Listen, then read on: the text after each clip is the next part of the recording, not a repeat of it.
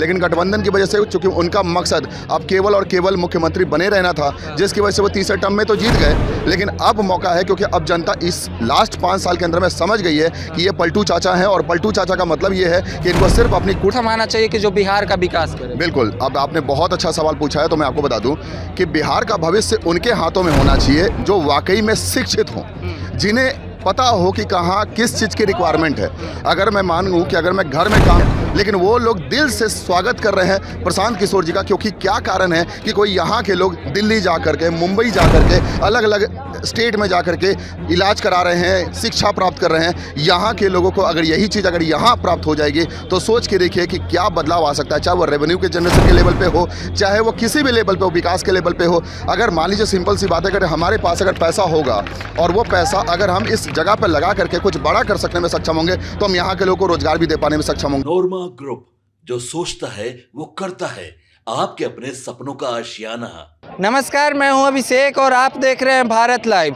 जनसुराज के सूत्रधार प्रशांत किशोर लगातार पूरे बिहार में बदलाव सभा कर रहे हैं, गांव-गांव जाकर लोगों को जागरूक कर रहे हैं, शिक्षा, स्वास्थ्य, रोजगार की बात कर रहे हैं। इसी को लेकर आज बिहार के मोतिहारी पहुंचे हैं, जहां पे सियासन हिस्सेदारी को लेकर यहाँ पर कुछ लोग जुटे हैं जो कि मुसलमान समाज से काफ़ी संख्या में लोग पहुँचे हैं। उनसे जानने का प्रयास करेंगे क्या इस बार बिहार में लोग बदलाव चाह रहे हैं या फिर नहीं। चलिए कुछ लोगों से बात करते हैं। क्या नाम हुआ आपका भी? जी, मेरा नाम अनिल कुमार वर्मा हुआ। अनिल कुमार वर्मा जी, इस बार आपको क्या लगता है बिहार विधानसभा चुनाव 2025 में बदलाव होगा या फिर से नीतीश कुमार होंगे? देखिए, फिर से नीतीश कुमार तो नहीं होंगे। अच्छा। ये तो कंफर्म बात है।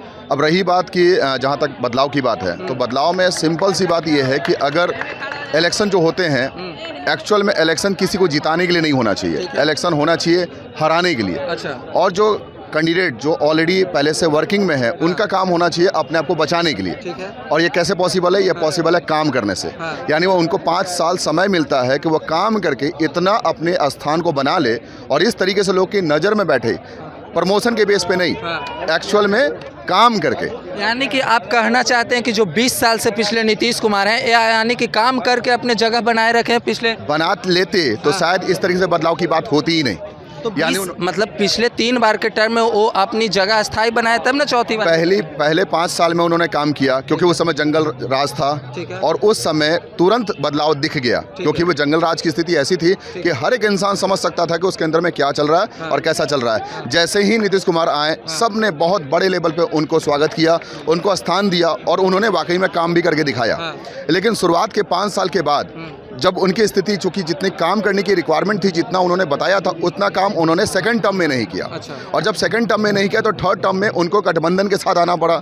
जिस मूड में वो थे नहीं, जिस मूड में जनता उन्हें एक्सेप्ट करना नहीं चाहती थी, लेकिन गठबंधन की वजह से चूंकि उनका मकसद अब केवल और केवल मुख्यमंत्री बने रहना था, जिसकी वजह से वो तीसरे टर्म में तो जीत गए, लेकिन अब मौका है क्योंकि अब जनता इस लास्ट 5 साल के अंदर में समझ गई है कि ये पलटू चाचा हैं और पलटू चाचा का मतलब ये है कि इनको सिर्फ अपनी कुर्सी बचानी है, इन्हें जनता से कोई लेने देना नहीं है। बिहार के भविष्य का हाथ का बागडोर किसको थमाना चाहिए कि जो बिहार का विकास करे? बिल्कुल, अब आपने बहुत अच्छा सवाल पूछा है, तो मैं आपको बता दूं कि बिहार का भविष्य उनके हाथों में होना चाहिए जो वाकई में शिक्षित हों, जिन्हें पता हो कि कहाँ किस चीज़ की रिक्वायरमेंट है। अगर मैं मानूं कि अगर मैं घर में काम कर रहा हूं, या मैं एक महिला की अगर एग्जांपल लूं, तो घर में जब खाना बनना होता है तो उस टाइम में महिला को पता होता है कि किस जगह पे कौन कौन सी चीज़ें रखी हुई हैं और कितनी मात्रा में मिलानी है कि जिससे टेस्ट बन सके और एक हेल्दी चीज़ बन के आ सके। जस्ट लाइक वैसे ही अगर हमें अपने बिहार के डेवलपमेंट की बात करनी है तो बिहार में कोई एक विंग नहीं है जिसको आप डेवलप करके आप सब कुछ बेहतर कर लेंगे। यहाँ पर सर की व्यवस्था को भी सुधारना होगा, शिक्षा की व्यवस्था को भी सुधारना होगा, पलायन को भी रोकना होगा, यहाँ पर रोजगार भी आपको देना होगा। तो बहुत ऐसा काम होना चाहिए जो एक इकोसिस्टम के अंतर्गत काम करता हो। तो वो इकोसिस्टम बनाने वाला कोई व्यक्ति होना चाहिए जिनके पास सभी क्षेत्रों के नॉलेज होने चाहिए। और प्रशांत किशोर जैसा व्यक्ति और व्यक्तित्व और उनकी पूरी इंटायर टीम, क्योंकि बात केवल एक व्यक्ति की नहीं हो रही है, आज उन्होंने जिन लोगों को साथ में लिया है, जैसे जैसे लोगों को आज वो साथ में लेकर के चल रहे हैं, उन लोगों में अपने स्तर पर इतनी क्षमता है कि वो बहुत बड़ा करने की क्षमता रखते हैं, बहुत बेहतर करने की क्षमता रखते हैं। यहाँ पे आप देखेंगे तो IAS IPS रैंक के लोग जो रिटायर्ड पर्सन है, वैसे लोग आज इनके साथ में खड़े हैं। और वो सिर्फ इस मकसद से नहीं कि मुझे कोई टिकट मिलने वाला है, वो इस मकसद से कि वाकई में बिहार का बदलाव होने वाला है।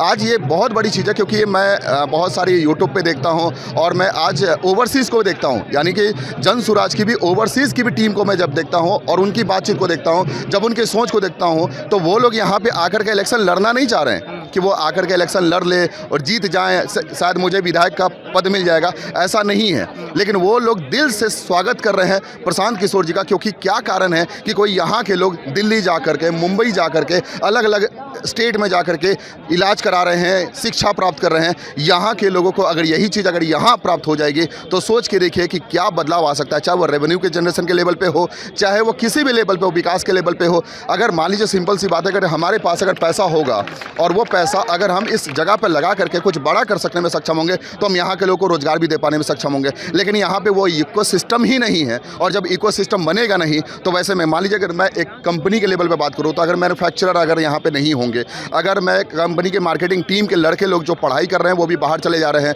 पढ़ाई करने के बाद जॉब भी बाहर ही कर रहे हैं, तो यहाँ मार्केटिंग के अच्छे लोग नहीं मिलेंगे, मैनेजमेंट के अच्छे लोग नहीं मिलेंगे, तो क्या यहाँ पे कंपनी कोई खड़ी हो पाएगी? क्या यहाँ के लोग को रोजगार मिल पाएगा? नहीं हो पाएगा। तो ये इकोसिस्टम की आवश्यकता, और इकोसिस्टम तब डेवलप होगा जब शिक्षित आदमी और ऐसा व्यक्ति जो सबको एक साथ लेकर के चलने की कोशिश करे। नीतीश कुमार कहते हैं कि एक बार फिर से नीतीश कुमार यानी कि एनडीए की सरकार लगाई है, अगले 5 साल में 1 करोड़ युवाओं को रोजगार दिया जाएगा। देखिए, एक सिंपल सी बात है कि मौका तो आपको मिला था और एनडीए की सरकार ही थी, तो ये बात आज क्यों कर रहे हैं?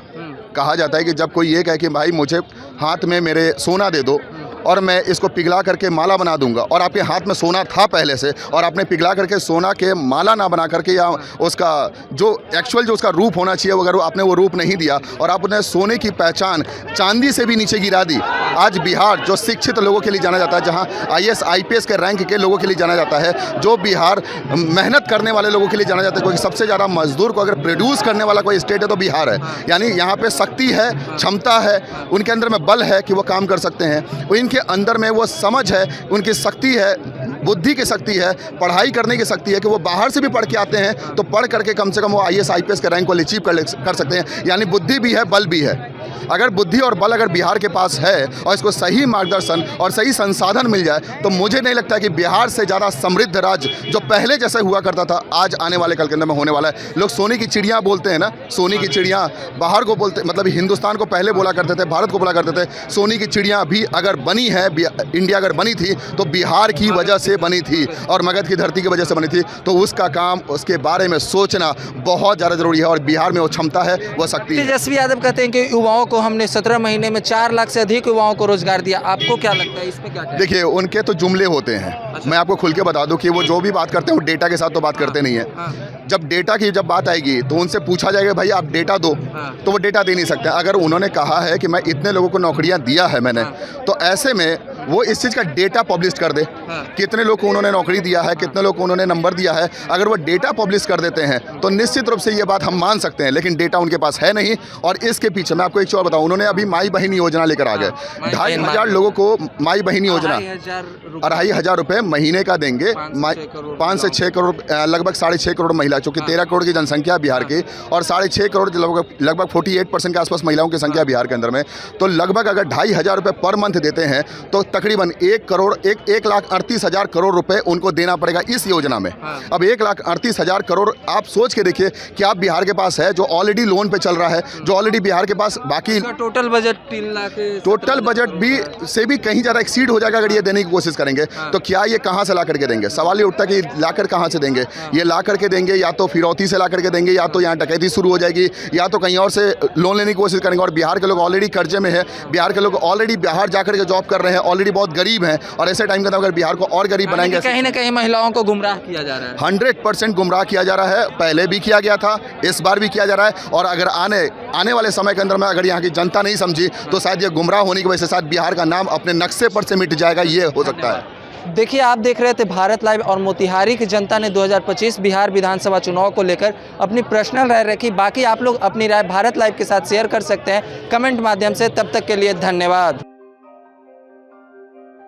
आपके सपनों को हमने सजाया है, ई होम्स पैनोरमा को हमने बनाया है। ई होम्स मेरा एक सपना था जिस पे मैं पिछले 4 साल से काम कर रहा था। हमने जो बनाया है वो सबने है माना। ई होम्स पैनोरमा में हो आपका भी आशियाना। और फाइनली हमने 2021 में इस प्रोजेक्ट को लॉन्च किया। बहुत लोग अप्रिशिएट कर रहे हैं कि पूर्णिया जैसे शहर में, बिहार के, एक तो बिहार की बात करें उसमें भी पूर्णिया जैसे छोटे जगह में इस तरह का लाइफस्टाइल देना, ये सुन के हम लोगों को बहुत अच्छा लगता है। ई होम्स में हमने कुछ और भी किया है, जैसे हम जिस जगह में रह रहे हैं हमारे फैमिली सिक्योर हो, उनको सिक्योरिटी का ध्यान में रखा है। आपकी सुविधा और सुरक्षा आपके लिए खास है, ये आपका विश्वास है। इसमें आर्टिफिशियल इंटेलिजेंस का 7 लेयर सिक्योरिटी का हमने इस्तेमाल किया है। लस ग्रीन कैंपस को बनाया है, यदि हमारा बाउंड्री वाल है तो वो वर्टिकल गार्डन है। ये जितनी भी फैसिलिटी होता है एक इंटरनेशनल टाउनशिप में ई होम्स है, ये हम लोग विश्वास नहीं कर पा रहे हैं। जो भी हमारे मित्र दोस्त या जो भी हमारे बाहर के बाहर आते हैं तो हम लोगों को बहुत अच्छा सुनने को मिलता है और बहुत अच्छा क्रेडिट मिल रहा है। वो सारा हमने सिर्फ एक बिल्डिंग नहीं बनाया, हमें एक बहुत अच्छा लाइफस्टाइल दिया ई होम्स में, और मेरा एक सपना था जिसको मैं आज फुलफिल होते हुए देख पा रहा हूँ। ये आपका आवास है। ई होम्स पैनोरामा में अब आपका निवास है। E Homes Panorama, luxurious lifestyle redefined. Panorama group, जो सोचता है वो करता है। अगर ये वीडियो पसंद आई और वह बिहार के राजनीति और बिहारियत से सरोकार रखेनी तो सब्सक्राइब बटन दबा के चैनल के सब्सक्राइब कर ली। ओजे एगो घंटी बा, ओकरा बटन दबा देला से कुल सटीक और मारक खबर रुआ मुफ्त में मिल जाई। अगर रुआ पत्रकारिता के हमनी के नया प्रयोग में सहयोग कर चाहतानी तो ज्वाइन बटन दबा दी। पेटीएम नंबर नोट कर ली 938681